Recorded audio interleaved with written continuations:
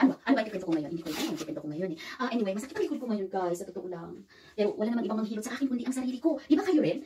Sino ba ang magiging, ano nyo pag sumasakit ng likod nyo at gusto nyo magpamasahe? Ginagawa nyo ba sa sarili nyo? Ako ginagawa ko sa sarili ko guys. Papakita ko sa inyo kung paano ko ginagawa. Tawanan muna tayo, tawanan muna tayo.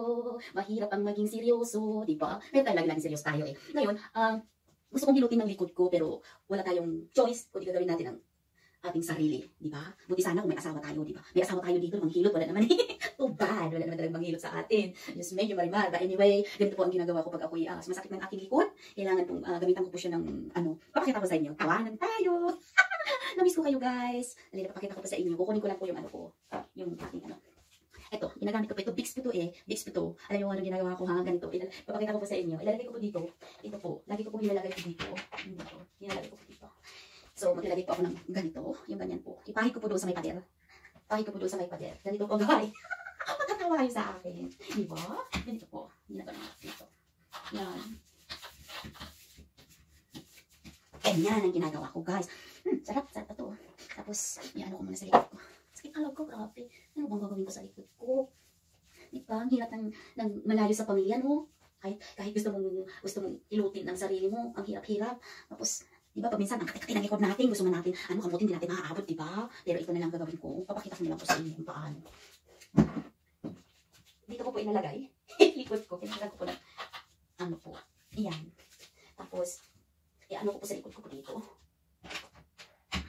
Inalagay ko po dito sa likod ko. Tapos, ayan.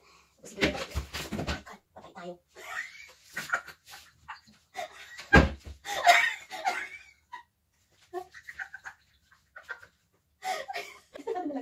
Isarado lang natin. Ay, aray. Ang sakit naman ng ginawa mo. Oh my God. Sakit na rin ng tiyan ko. It's a prank. It's a prank. Ala. Ganito po kasi check ko ulit. Check ko na. Oh my God. Ito na lang. Ito na lang gagawin natin. Hawakan ko na lang pa. Ganito po. Ginaganito ko po ang likod ko. Ganito po ginagawa ko.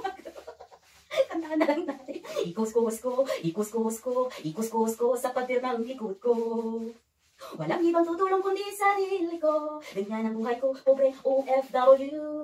Mga kapatid, mga kaibigan, mga kamag-anak, tayo imamasyal sa bahay ko buko. At sana huwag kalimutan pindutin ang doorbell ko. At sana di magagalit si Lolo. Ikus-kus ko, ikus-kus ko, ikus-kus ko, ikus-kus ko.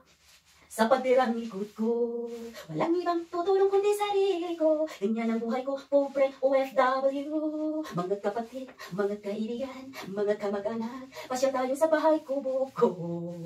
At sana huwag kalimutan pindutin ang doorbell ko.